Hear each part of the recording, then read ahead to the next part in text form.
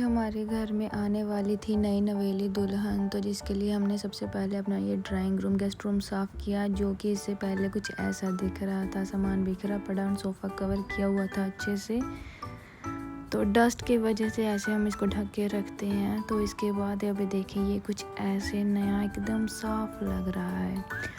तो इसके बाद हम आ जाते हैं किचन में। तो सबसे पहले हम कोफ्ते बनाने की तैयारी करते हैं। तो इसमें खीरा को मैंने कद्दूकस करके उसमें बेसन डाल दिया है।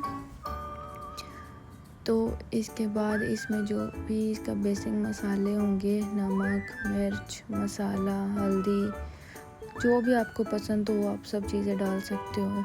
और इसका एक फ़ायदा ये भी है कि आप इनको बना के फ्राइड चीज़ कभी कितना भी स्टोर कर सकते हो। मानो आपके गेस्ट आज नहीं आ रहे हैं या उनको कुछ काम पड़ गया है, तो आप इनको फ्राई करके अपने फ्रिज में स्टोर कर सकते हो, नेक्स्ट डे बना सकते हो। तो हमारे गेस्ट तो आ गए थे, तो इसके लिए सबसे पहले हमने ये बड़ी फुलझड़ियों को फ्राई कर लिया, जो कि खाने में बहुत स्वाद होती हैं। हम चाय का अरेंजमेंट नहीं कर रहे थे क्योंकि वो डिनर पे आने वाले थे एंड वो और भी ज़्यादा लेट हो गए। वो 8 बजे के आसपास आए थे, तो इसलिए हमने चाय को कैंसिल कर दिया। ये कोल्ड ड्रिंक के साथ ही मैंने रख दिए थे उनके पास।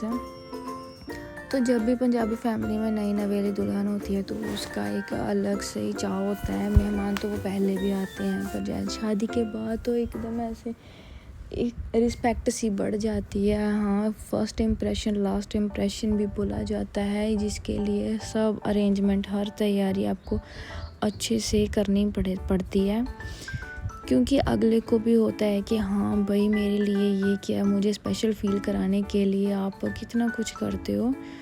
तो ये हमारे फ्राइम्स बन चुके थे एंड उसके बाद हम ये छोटे छोटे बॉल साइज़ के कोफ्ते बनाने लगे हैं। इसको छोटा ही बनाना चाहिए हमेशा, क्योंकि जब आप इसको ग्रेवी में डालते हो ना बनने के बाद, तो ये सारी ग्रेवी को अपने अंदर समेट लेते हैं और इनका साइज़ बड़ा हो जाता है। तो इसलिए इनको हमेशा छोटे छोटे बाउल साइज़ में ही बनाइएगा। ये खाने में भी बहुत स्वाद होते हैं, क्योंकि ये आजकल बरसात का सीज़न चल रहा है, सभी घरों में अपनी अपनी फ्रेश सब्जियां लगी हुई हैं, तो इनका भी एक अलग से ही स्वाद होता है। तो हम 4 बजे ही लग गए थे खाना बनाने में, क्योंकि कोफ्ते को बनाने के लिए बहुत टाइम लगता है, ऐसे थोड़े थोड़े करके बनाने पड़ते हैं। हमने विद फैमिली को इनवाइट किया हुआ था, तो इसलिए खाना भी थोड़ा ज़्यादा अमाउंट में ही बनना था, क्योंकि हमारी फैमिली भी थोड़ी बड़ी है, हम लोग हैं, मम्मी पापा हैं, दादी दादा भी हैं, तो इसलिए खाना भी थोड़ा ठीक ठाक ही बन जाता है। तो कोफ्ते के लिए हमें 1 घंटा तो पूरा लग ही जाता है, क्योंकि उसके बाद ये इनको 2-3 बार करके ऐसे ऐसे फ्राई करना पड़ता है। फैमिली बड़ी होने के साथ साथ एक तो वो चखते चखते ले जाते हैं कि हाँ टेस्ट कराओ, अच्छा स्वाद है, एक और दे दो, ऐसे 2 प्लेट तो ऐसे ही चली जाती हैं हमारी। तो इसलिए हमें काफ़ी अमाउंट में बनाना पड़ता है, बड़े अमाउंट में बनाना पड़ता है। आपको पता तो है कि हमारे यहाँ पे फ्राइड चीज़ों को कितना पसंद किया जाता है।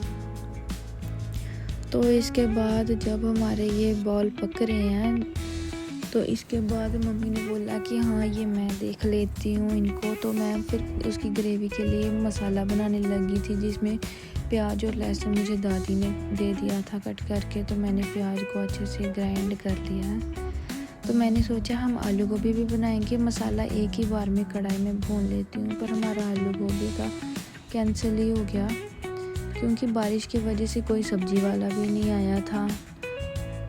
तो फिर हमने कोफ्ते के लिए ही मसाला बनाना शुरू कर दिया। मैंने ये तेल में सारे खड़े मसाले डाल के, और उसके बाद जो प्याज की ग्रेवी है, प्याज, लहसुन, अदरक और हरी मिर्ची मैंने एक साथ ही पीस ली थी।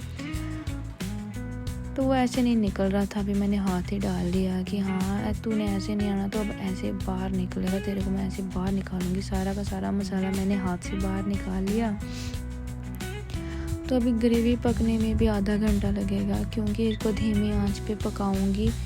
अगर आप ग्रेवी को ऐसे धीमी आंच में पकाओगे ना, तो ग्रेवी होती है वो तब पकती है जब वो अपना तेल छोड़ देती है, पक के एकदम तेल से अलग हो जाती है। तो उसको धीमी आंच में पकाने के लिए आपको आधा घंटा लगेगा, आराम से आधा घंटा लगेगा, तभी उसका जो अपना स्वाद है, ओरिजिनल टेस्ट है, वो बाहर आता है। मेरा ये बड़ा पहला ब्लॉग है जिसमें गाइस अभी 5 ही मिनट हुए हैं, तो मैं बोल बोल के थक गई हूँ। मुझे तो ज़्यादा बातें भी नहीं करने आती, अभी मुझे समझ में नहीं आ रहा कि मैं क्या ही बोलूँ। मेरी ग्रेवी पक तो रही है, आपको दिखाई तो दे रहा है सामने, और उस साइड फिर अभी मैं कोफ्ते को बदलने चली गई हूँ। धीरे धीरे से पका रही हूँ। गाइस बोलना ज़रूरी किस लिए होता है, आप खुद भी तो समझ आया करो ना, थोड़ा बहुत अप्रिशिएट कर लेता है आदमी। खुद ही सीख जाओ ऐसे ऐसे करके। अभी देखो ऐसे ऐसे ग्रेवी को चलाना भी होता है थोड़ी थोड़ी देर के बाद। तो अभी हमारे वो एक साइड पे निकल चुके हैं कोफ्ते, और ग्रेवी में भी कलर आने लग गया है। और चलो वो दोनों स्किप हो गया, अभी उसमें उसको बाद में दिखाती हूँ आपको। तो इधर हम लग गए अभी पनीर का मसाला तैयार करने, जिसमें प्याज, मोटे कटे हुए प्याज हैं। तो इसमें अभी सब कुछ डाल दूँगी धीरे धीरे करके।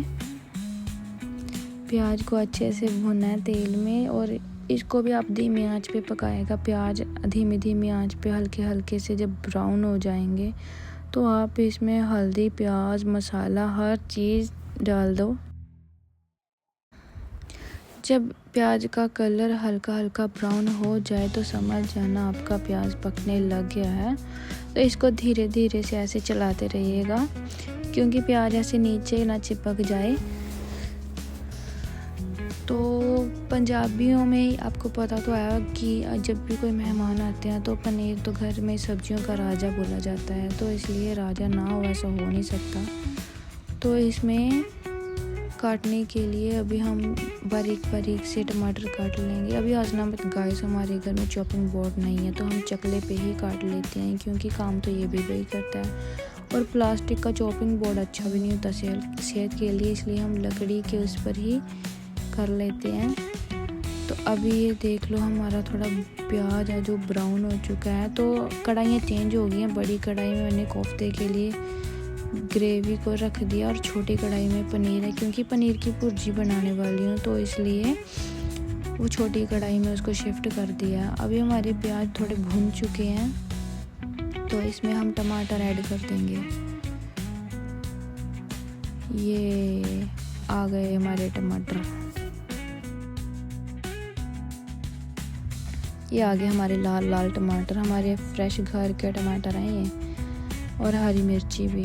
तो अभी इसको मिक्स कर देंगे और इसको सिम कर देंगे, धीमी धीमी आंच पे पकाएंगे, क्योंकि हमारे मेहमानों को आने में बहुत देर है, तो हमें कोई जल्दी नहीं है। धीमे धीमे आंच पे धीरे धीरे सब्जी पकती रहेगी। तो अभी आप इसमें जो मसाले हैं वो डाल दें, और दूसरी साइड वो मैंने ग्रेवी डाल दी है उस कढ़ाई में। शायद मैं भूल ही गई हूँ टमाटर डाल के कि इसको हिलाना भी है, इसको मिक्सअप करना भी है। लो आ गया, मुझे याद आ गया, मैं आ गई वापस। तो अभी इसको चलाएंगे, टमाटर थोड़ा पक जाए, ये पानी वगैरह छोड़ता है, तो इसका जो जूस है वो निकल जाएगा। उसके बाद इनको मिक्स करेंगे, मिक्स मिक्स मिक्स। ये हल्दी आ गई गाइस, आ गई हल्दी, नमक, मसाला, ये हल्दी और आ गई, क्योंकि पनीर काफ़ी अमाउंट में बनने वाला है, तो इसलिए थोड़ा नमक और हल्दी तेज़ ही होनी चाहिए। जो पनीर है उसको भी तो कलर पकड़ना होता है सब्जी का। ये कसूरी देगी मिर्च होती है, जो कसूरी नहीं, कसूरी तो मेथी होती है, ये कश्मीरी लाल मिर्च और देगी मिर्च हमने मिक्स करके एक ही साथ में रखती हुई है। इससे सब्जी का कलर बहुत ही अच्छा आता है।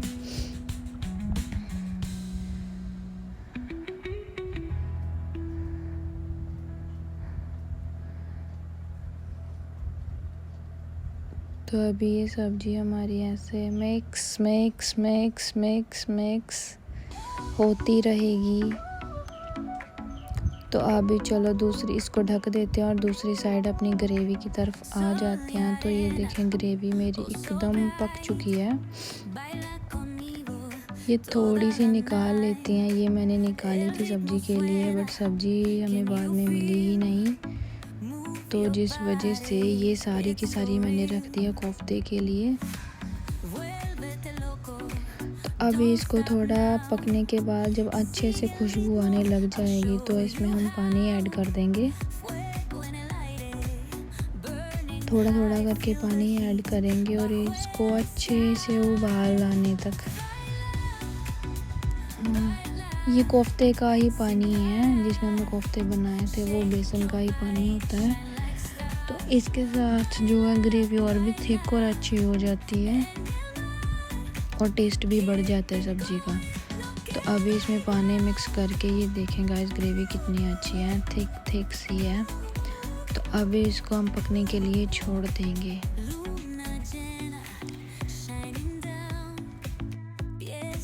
इसको ज़्यादा ही छोड़ दिया गाइस पकने के लिए, मैंने ज़्यादा ही लंबी वीडियोस बना दी हुई हैं। थैंक्स फॉर वॉचिंग, क्योंकि आप मेरे लिए इतना टाइम निकाल रहे हो। आगे से मैं इन चीज़ों पे और भी ध्यान दूँगी, अच्छे से वीडियो बनाऊँगी। धीरे धीरे ही इंसान सीखता है, गलतियों से ही सीखता है। अभी मुझे नहीं पता आप लोग बोर तो नहीं हो रहे, मैं म्यूज़िक ऐड करने की कोशिश करूँगी कुछ अच्छा सा। और ये ग्रेवी में उबाल आने लग गया है, तो इसको चलाना भी होता है, बाहर ही ना गिर जाए। तो ये हमारी ग्रेवी एकदम अच्छे से अभी पक चुकी है, इसमें उबाल आने शुरू हो गए हैं। तो मेरे पनीर का मसाला भी रेडी है, मेरी ग्रेवी भी बन चुकी है। अब हम रायते की तरफ आ जाते हैं। तो मैंने छोटी पकौड़ियाँ निकाल ली थी रायते के लिए, तो इसको अब बाउल में सजाऊंगी एक एक करके। इनके मुंह खुले हुए गाइस, बोलना मत कुछ भी, क्योंकि ये थोड़े बड़े साइज़ के थे, तो इनको तोड़ फोड़ के मैंने छोटा किया था। और जब इस पे दही डालूंगी तो ये कवर हो जाएंगे, दही इनको लपेट लेगा अपनी चपेट में। बस हो गया। तो इसमें अभी प्याज डाल दूँगी, ऊपर से बूंदी डाल दूँगी। हमारे पास हरा धनिया नहीं है गाइस, गाँव में हर चीज़ अवेलेबल नहीं होती है हमें, फिर इसलिए कुछ चीज़ों के लिए बाज़ार जाना पड़ता है। और बारिश आपको पता तो है कंटिन्यूसली होती रहती है, तो ऐसे ही फिर बारिश की वजह से हम नहीं जा पाते हैं कि हाँ छोटी छोटी चीज़ें लेने बाज़ार चल जाएं। तो इसकी गार्निशिंग के लिए भी कुछ अरेंजमेंट करने पड़ेंगे। हंसना मत गाइस, हमने ऐसे कलरफुल से डब्बे सजाए हुए हैं, तो बस ये भी जल्दी करेंगे। हम अपनी किचन को अच्छे से अरेंज करेंगे, फिर हम नए बर्तन, नई शॉपिंग करके नए यूटेंसिल्स, नए क्या, मेरी मम्मी के तो दहेज के पड़े हुए हैं डिनर सेट, वो सब चीज़ अपनी किचन में अच्छे से अरेंज करेंगे एंड डेकोरेट करेंगे। अभी के लिए तो ऐसे ही काम चला हुआ है। तो अभी हम इसकी दही डाल के इसकी प्रॉपर गार्निशिंग करेंगे। ये ऊपर से बूंदी डाल दी है मैंने, मरून कलर की पकौड़ियाँ हमारी, येलो कलर की बूंदी और सफ़ेद और रेड कलर के अनियंस हैं। और इसमें ग्रीन कलर मिल जाता तो 4 चांद लग जाते हमारे रायते को। एंड ये हो गया इसकी प्रॉपर फिनिशिंग। तो कहा जाता है